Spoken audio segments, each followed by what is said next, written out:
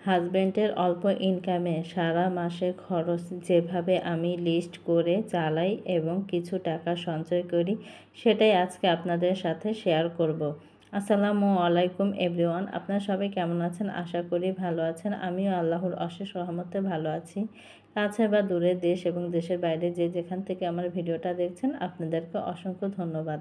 সকাল থেকে ভিডিওটা শুরু করে দিলাম। এই তো ব্যালকনি থেকে গাছগুলো একটু দেখছিলাম এসে, আর আজকে দেখছিলাম মাশাআল্লাহ খুব ভালো রোদ উঠেছে, তা আকাশটা খুবই ফ্রেশ, দেখে খুব ভালো লাগলো। 2-3 দিন ধরেই কিন্তু ভালোই রোদ উঠছে, কোনো বৃষ্টি নেই। আর সব সময় বৃষ্টি থাকলে দেখা যায় ভালো লাগে না। রাস্তাঘাটে অবস্থা তো 12টা জায়গায় 13টা বেজে যায়, যাতায়াত করা খুবই কষ্ট হয়। এই কারণে মনে করেন যে এখন আবার রোদ উঠছে কয়েকদিন ধরে, রাস্তাঘাট কিন্তু খুবই শুকনা আর দেখতেও ভালো লাগছে আকাশটা, এবং বাইরে বের হতেও ভালো লাগছে। আর এখানে দেখেন আমার এই টাইম ফুল গাছগুলো, কি বলবো, মানে ফুল হতে চায় না। আমার কাছে এত খারাপ লাগে, কারণ কলি হয় কিন্তু ফুল হয় না। আমি জানি না কী কারণে, অনেকে দুপলা ফুল বলে, অনেকে টাইম ফুল বলে। আপনারা একটু জানাবেন কি করলে আমার এই গাছটা মানে ফুল হবে। লিস্ট নিয়ে বসে পড়েছি, যে কারণ মাসের বেতন পেয়েছে, লিস্ট তো করতেই হবে। এটা আমি আরও 4-5 দিন আগে করেছি, কিন্তু শেয়ার করব করে করা হয়নি, তাই আজকে শেয়ার করে দিলাম। এই তো দেখেন এখানে আমি বাজার খরচের সারা মানে মাসের একটা লিস্ট করেছি, কারণ আমি সব সময় যে কাজটা করে থাকি, কারণ আমার হাজব্যান্ড যখন বেতন পায় তখন অল্প স্যালারি, এই স্যালারি দিয়ে কিন্তু আমার সারা মাসটা চলতে হবে। তাই আমি কিভাবে কি করলে আমি কয়টা টাকা সেভ করতে পারবো বা সুন্দরভাবে চলতে পারবো, সেই কারণেই আমার লিস্টটা করা। আর লিস্ট করে যদি সংসারের খরচ চালানো যায়, তাহলে মাশাআল্লাহ আলহামদুলিল্লাহ খুব সুন্দরভাবে কিন্তু চালানো যায়। আর এখানে আমার বাসা ভাড়া থেকে ছেলের স্কুলের বেতন, টিউশনির বেতন, এগুলো সব যাবতীয় এখানে আছে। কাঁচা বাজার, শুকনা বাজার, এগুলো কয় কেজি কতটুক লাগবে পরিমাণে, সবগুলো কিন্তু আমার লিস্ট করা, কারণ আমি এই লিস্ট করি দেখেই কিন্তু খুব সুন্দরভাবে চলতে পারি, কিছু টাকা সেভও করতে পারি। কারণ অল্প আয়ে, আমাদের অল্প বেতনে অল্প করেই কিন্তু সংসারটা সুন্দরভাবে চালাতে হবে। আমার যেমন মনে করেন শুকনা বাজার মাসের শুরুতে আমি সবগুলোই এনে ফেলি, যেমন চাল, ডাল। চালটা কিন্তু আমার সব সময় কিনতে হয় না, কারণ প্রত্যেক মাসে 3-4 মাস পর পর আমি কিন্তু চালটা কিনে থাকি, তাহলে সেখান থেকেও কিন্তু আমার প্রত্যেক মাসে একটা সেভ হয় টাকা। তারপর আপনার ডাল, চিনি, তেল, তারপর পেঁয়াজ, আদা, রসুন, এগুলো কিন্তু আমি যখন সস্তা থাকে, একটু দামের পরিমাণে একটু কম থাকে, তখন আমি বেশি করে কিনে রাখি। এগুলো কিন্তু প্রত্যেক মাসে আমার কিনতে হয় না। হলুদের গুঁড়া, মরিচের গুঁড়া, এগুলো কিন্তু আমি মনে করেন যে 1-2 কেজি করে ভাঙিয়ে রাখলে দেখা যায় আমার 5-6 মাস অনায়াসে মানে চলে যায়। এখানে আমি সবসময় এরকম করে, অনেকে কি করে খুচরা খুচরা এনে তারপর রান্নার কাজে ব্যবহার করে, কিন্তু আমি না, একবারে মনে করেন 1-2 কেজি করে ভাঙিয়ে নিই। আদা, রসুন, তারপর আপনার হলুদ, মরিচ, দেখা যায় যে আমার অনেক দিন চলে যায়। দেখা যায় যে এগুলো থেকেও মানে যে মাসে আমি আদা, রসুন, পেঁয়াজ একটু বেশি পরিমাণে কিনে রাখি, দেখা যায় আমার 2-3 মাস মানে কোনো কিছু কেনা লাগে না, সেখান থেকেও কিন্তু প্রত্যেক মাসে আমার টাকাটা সেভ হয়ে থাকে। আর এখানে দেখেন সবগুলোই তো আমি শুরুতে বাজেট করে রেখেছি। কাঁচা বাজারটা প্রত্যেক সপ্তাহে সপ্তাহে আমার করতে হয়, শুকনা বাজার আমি মাসের শুরুতেই করে ফেলি। তার যাবতীয় সব কিছুর খরচ আমি একসাথে করে একটা লিস্ট করি। ওই লিস্ট অনুযায়ী যে টাকাটা হয়, সেখান থেকেও আমি কিন্তু 1-2 হাজার টাকা বেশি রাখি আমার হাতে।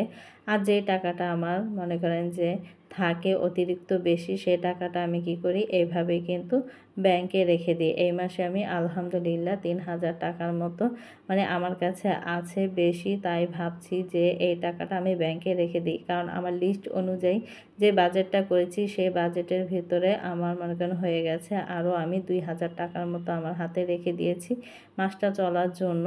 আর এখানে আমি 3,000 টাকা আমি রেখে দিলাম, কারণ দেখা যায় এই বাজেট অনুযায়ী চললে তাহলে কিন্তু আমরা যে আলগা যে খরচটা আমরা করে থাকি, সেই খরচটা থেকে আমরা কিন্তু বিরত থাকতে পারবো। তার মনে হবে যে আমার কাছে কোনো টাকা নেই, আলগা কোনো খরচ মানে বাড়তি কোনো খরচ মানে করব না।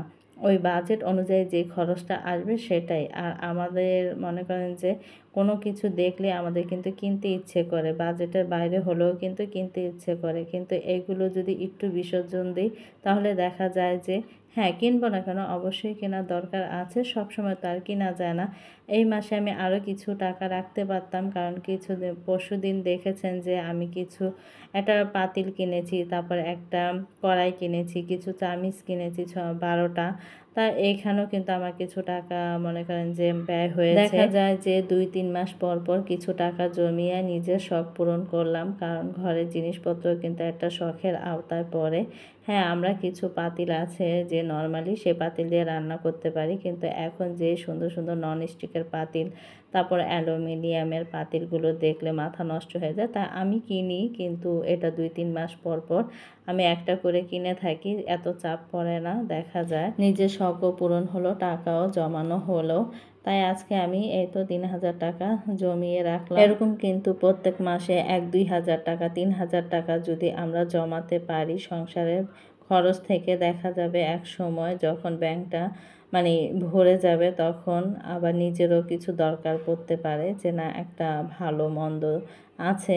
দেখা যায় একসময় একটা ভালো দিকের জন্য কিন্তু আমরা ব্যাংকটা ভাঙতে পারি, তারপর একটা খারাপ দিকের জন্য ব্যাংকটা ভাঙতে পারি। বলা যায় না আল্লাহ পাক ভাগ্যে কি রেখেছে, কিন্তু সবসময় দোয়া করব যেন ভালো কিছুর জন্যই, মানে আমরা যত টাকাটা এত কষ্ট করে জমাই একটা ভালো কিছুর জন্যই জানি আমরা ব্যাংকটা ভাঙতে পারি, এবং কিছু টাকা মোটা অঙ্কের টাকা জানি আমরা পেতে পারি, যে হয়তো আমরা অনেক শখ করে ব্যাংকে টাকা জমিয়ে থাকি। তাই আপনারা যদি একটা মাসের শুরুতেই যাদের ইনকাম কম তারা যদি একটা লিস্ট করে পুরো মাসটা যদি চলার চেষ্টা করেন, তাহলে কিন্তু অল্প বেতনও অনেক সুন্দরভাবে চালানো যায় সংসার। এটা মনে করেন একটা বুদ্ধির অভাব, একটা গৃহিণী আর একটা পুরুষের উভয়ই দুজনে যদি সমান ভূমিকা যদি বুদ্ধি থাকে তাহলে কিন্তু সব কিছুই করা সম্ভব। আমি যেমন আলহামদুলিল্লাহ সবসময় এরকমভাবে আমার সংসারটাকে আমি সুন্দরভাবে পরিপাটি করে সাজিয়ে রাখি। অল্প ইনকামেও কেউ কিন্তু বুঝতেও পারে না যে না আমার হাজব্যান্ড কম বেতন। অনেক সময় দেখা যায় যে অল্প ইনকামে চলতে পারে না, কিন্তু তাদের বিলাসিতাটা বেশি। সেই বিলাসিতাটা যদি কমানো যায়, অনেকে মনে করে যে আমি এভাবে চললে মানে একটু কম খেলে কম পড়লে হয়তো মানুষ কি বলবে, আমাকে কি বলবে না বলবে সেটা বড় কথা না, আমি কিভাবে ভালো থাকবো, স্বামী সন্তান নিয়ে আমার ফ্যামিলিটা কিভাবে ভালো থাকবে সেটা হয়েছে বড় কথা। আমি একবেলা না খেয়ে থাকলে আমাকে কেউ খাবার দিয়ে যাবে না, অতএব আমার কাছে যদি কিছু টাকা থাকে তাহলে সবাই আমাকে মূল্যায়ন করবে। আর এখন বর্তমান যুগে হয়েছে টাকা পয়সা মূল্যায়ন করার যুগ, যার টাকা আছে তাকেই কিন্তু মূল্যায়ন করে, যার টাকা নেই তাকে কিন্তু মূল্যায়নও করে না। দেখা যায় হাতের গয়নাও ধরে না। কথায় আছে দাঁত থাকতে দাঁতের মর্ম বুঝেন, সেটাই।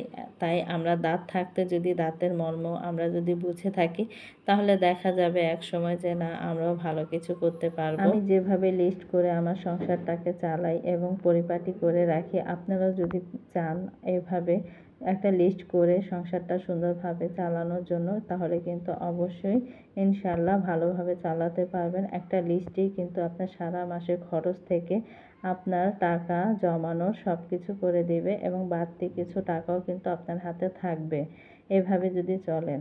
তো অনেক কথাই বলে ফেললাম আপনাদের সাথে। আর এখানে দেখেন আজকে চাপটি পিঠা বানিয়েছিলাম, একটু তো এখন বেশি খাওয়া দাওয়া করি না, খুবই অল্প খাই। এই তো সন্ধ্যায় আমার একটা নাস্তা, এই চাপটিটাই হয়েছে আমার সারা রাত্রে, কয়েকদিন ধরেই খেতে ইচ্ছে করছিল। আর এখানে ধনিয়া পাতা ভর্তা বানিয়েছি, তা সেটা দিয়ে খাচ্ছিলাম। আর গরম গরম খেতে কিন্তু চাপটি পিঠা বিশেষ করে অনেক ভালো লাগে। তা সবাইকে যখন বানিয়েছি এক এক করে দিয়েছি আর খেয়েছে সবাই গরম গরম। তা আমি আবার 3টা একসাথে বানিয়ে নিয়েছি, তা আমারটা একটু ঠান্ডা হয়ে গিয়েছে, কারণ সবাইকে বানিয়ে দিয়েছি সবাই খেয়েছে, তাই আমি সবার লাস্টে খেতে বসেছি। যেটা হয় সবার পরে খেলে যেটা হয় সেটাই আমার সাথে হয়েছে, কিন্তু আলহামদুলিল্লাহ তারপরে যে অনেক মজা করে খেলাম। তা ভিডিওটা আর বড় করব না, সবাই ভালো থাকবেন, সুস্থ থাকবেন, আমাদের জন্য দোয়া করবেন, আমরাও আপনাদের জন্য দোয়া করি। আল্লাহ হাফেজ।